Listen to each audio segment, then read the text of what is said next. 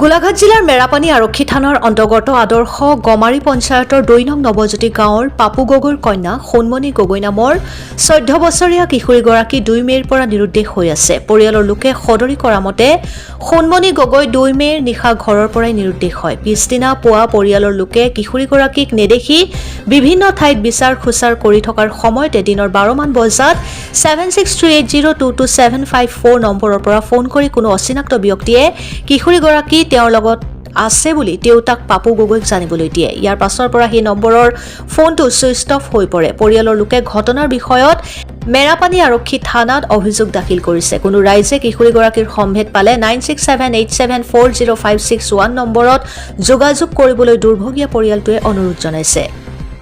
গোলাঘাটৰ পৰা জীৱন গগৈ ৰিপৰ্ট, অৰুণোদয় আছাম। কি হৈছে? ছোৱালীজনী নিৰ্দেশ বা নিৰ্দেশ আজিলৈকে বিচাৰি পোৱা নাই। ক'ৰ পৰা নিৰ্দেশ হৈছে? এইটো ঘৰৰ পৰাই গ'ল। এই ছোৱালীজনীৰ নামটো কি? সোণমণি গগৈ। আপোনালোকে বিচাৰ খোচা কৰিছেনে? বিচাৰ কৰি আজি এতিয়া 4 দিন হ'লে বিচাৰি পোৱা নাই। কি কৰিম এতিয়া ছাৰ?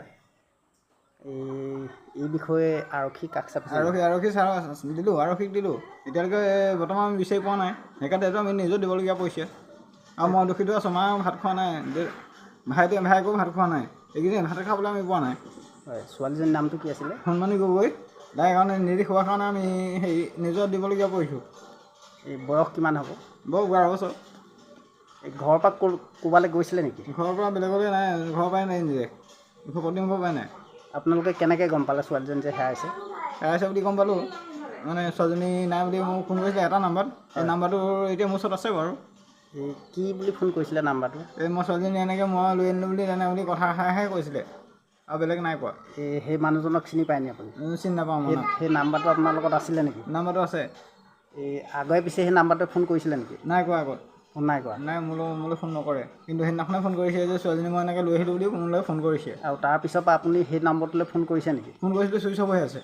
ছুইচ অফ হৈ আছে। অঁ। এতিয়া এই বিষয়ে আৰক্ষীয়ে কিবা কৈছে নি আপোনালোকক? আৰক্ষীয়ে একো বিচাৰি পোৱা নাই বুলি কৈছে। হয়। এতিয়া এই ঘটনাটো এনেই আপুনি দেউতাক হিচাপে কি হৈছে বুলি আপোনাৰ সন্দেহ হয়? এতিয়া মই এইটো মানে কি আপোনাৰ এইটো কিডনেপ বুলি ভাবিছোঁ। হয়।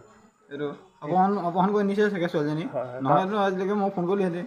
কাৰোবাৰ ওপৰত সন্দেহ আছে নি আপোনাৰ? নাই, কাৰোবাৰ ওচৰৰ মানুহ নাই এইখিনি।